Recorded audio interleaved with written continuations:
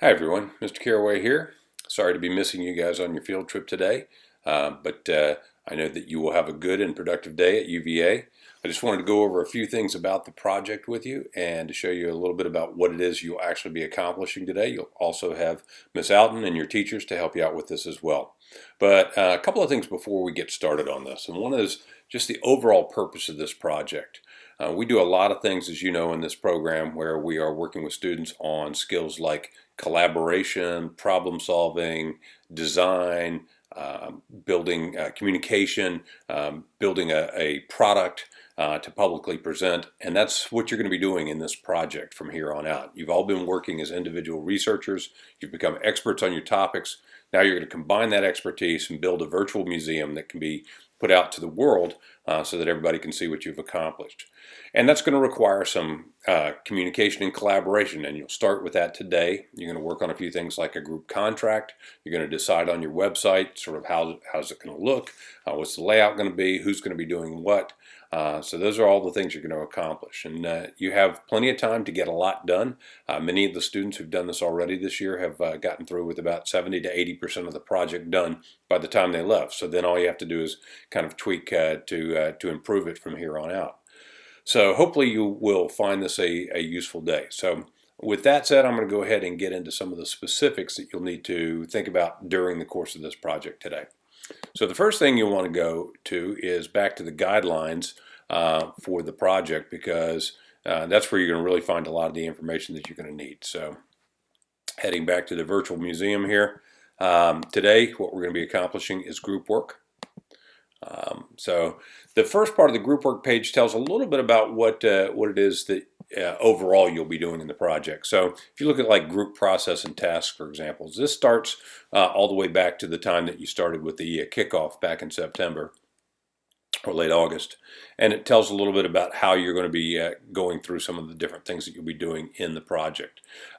So that's just good to take a look at, but not absolutely critical for today. The main thing you want to do here today is you want to look at this section in blue, because this gives very specific guidelines about what needs to be in the website, the virtual museum that you as a group are going to produce.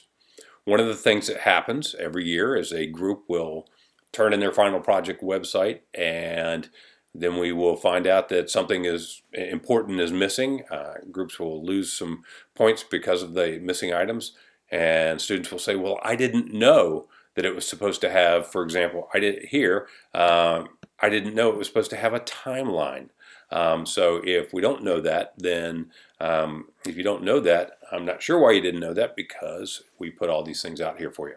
So a few specific things about what you're going to need to do on the website. The first is the entrance page, and the entrance page here, that's kind of where everybody starts. When they come into the website, that's the home page of the website.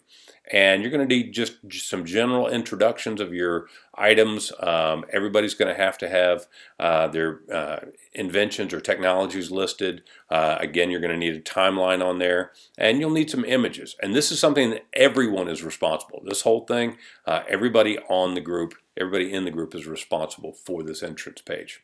Then each student is responsible for a museum room, and the museum rooms are where you're actually featuring full information on your invention or technology.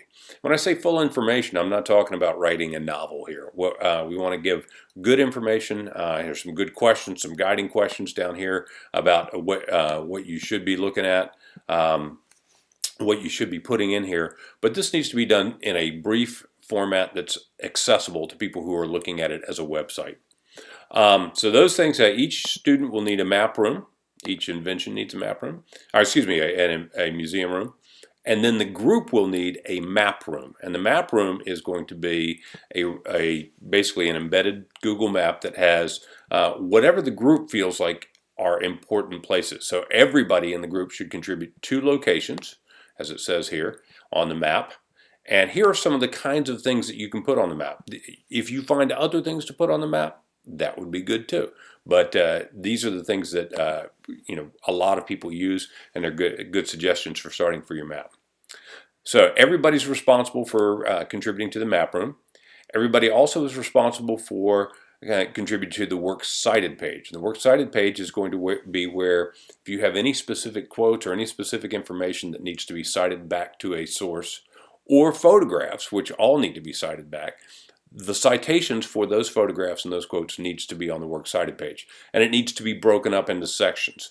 So that means, like, for example, if you have pictures on your entrance page and you have some quotes that need to be cited, then there should be a section for the entrance page. Should be a section for each of the museum rooms for citations. So that's the Works Cited page. And then the final page is the attachment page.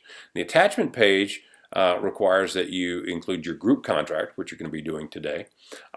You do not need, because I believe you did your brainstorm list on paper, you do not have to have the brainstorm list as it mentions here, so don't worry about that. And then you do need to link your individual student papers, and you need to make sure that those are shared out properly. So that's what's going to be on the website overall. For the day, here's kind of the process. Below that is this group checklist, and you actually will have paper copies of this to complete during the day while you're getting your work done, so you can get those back to your teachers so they know how far along you are on these projects. So the checklist has a couple of specific things that you're going to want to really attend to. The first is a group contract. So when you click on this link here, oops, moved around on me. You click on this link here, it's going to ask you if you want to make a copy. So I'm going to say, yep, and I'm just going to say up here, I'm just going to rename it, just the, excuse me, this is the Nelson Green Madison copy, so NGM.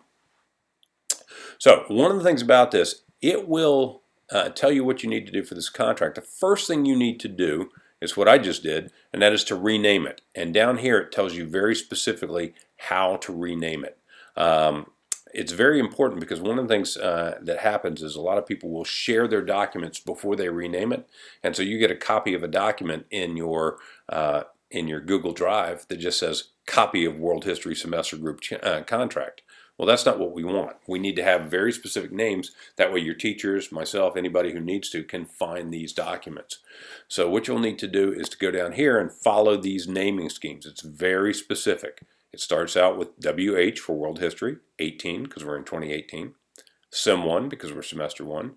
Your topic, and then your school initials. So you are the Nelson Green Madison group, you're going to put NGM. So yours should really look something like this at the bottom here. So once you've gotten the document named, that name should go up here. So that you'll go up here, you'll change the name up here in this section. Once you've done that, I'm not going to do it now myself, but you will do that. You'll then go through and you'll start working on things like specific group roles. So there's a number of group roles that will be performed for this project. So the first is the overall editor, and this person's make sure that everything throughout the site is consistent, like the font styles, kind of the overall way that the text is approached and all of that kind of stuff. Make sure that the facts are valid, that the overall guidelines have been followed. There's somebody who will be responsible for doing that specifically for the entrance page or home page. So you want to make sure that all the required elements are there. One of the things I want to be clear on this, the editor does not mean that that person does all the work. So for example, on the entrance page, everybody needs to contribute to that. The editor is the one who kind of gives it the overall check and says, hey, did everything that was supposed to be done on this page get done? And does it look good? And does everything work together well? So you've got that position. You've got a map page editor who makes sure all of the map page requirements are met. You've got a graphic design editor. And the graphic design editor is somebody who kind of makes sure that everything's consistent. So like when you go from one page to another, it's not jarring. It doesn't look like a completely different website. Maybe the image sizes are the same or the fonts are consistent, things like that. You have a works cited editor who works on that page, an attachment editor who works on that page. If you have fewer than 6 people, you would combine these two positions, and if you had fewer than 5 people, you would combine the graphic design and the overall editor. So once you figure out who's going to do what, you go down here and you list your names and your schools and what your invention is and what your specific role out of these roles up top that you will have. You are also going to have important dates And so for important dates, one of the things you'll need to do is to start a group calendar for your group. So in order to do that, you'll go to your calendar, and over here it says add a coworker's calendar. Well, you want to click right here on the plus, and it says new calendar, and that's what you'll do. And you'll name your new calendar according to your group, whatever it is, world history, someone, blah, blah, blah. And you'll name that, and then you will share it with your group. One thing I want to point out about sharing is you will need to use your group email accounts from here on out. So when you go to your group assignments page, and you look at Green, Madison, Nelson over here, you will see that each group has a group email address. Oh, excuse me. Group email address right here, and that's what you're going to need to use to communicate with your group. You need to do pretty much all of your group communications through that, because that documents for us that you are doing the things that you are required to do in terms of group work and group communication. If you're communicating by text, or if you're just catching somebody in the hallway, who's in your group, we're not going to know that. We're not going to have evidence. So you need to make sure that you're using that email as much as possible. So that's part of the norms.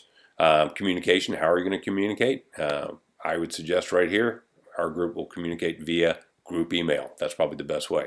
How often? You guys set that up. What is it you want to talk about? You want to talk about deadlines? You want to talk about next steps? You guys think about this. And then how will you treat each other in the group when you are communicating?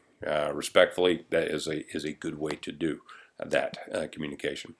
Finally, what are you going to do if somebody is slacking off? Somebody's failing to respond or participating. So your first step should be something like either a code word, or just a member of the group will notify the person who is slacking off with a reminder. We need to document this. One of the things that happens here is that at the end of this project, I will probably get a call from somebody's mother saying, my kid worked really, really hard on this website. Nobody else did anything, and so my kid shouldn't get a low grade. Well, if we didn't know that there were issues with the group, if you hadn't followed step one, which is to have somebody in the group notify somebody else in the group, maybe use a code word. Somebody gets an email with kangaroo in it, that means, hey, you're really not stepping up to the plate. That's step one. Step two, maybe all of the members of the group email the one person who is slacking, or the two people who are slacking.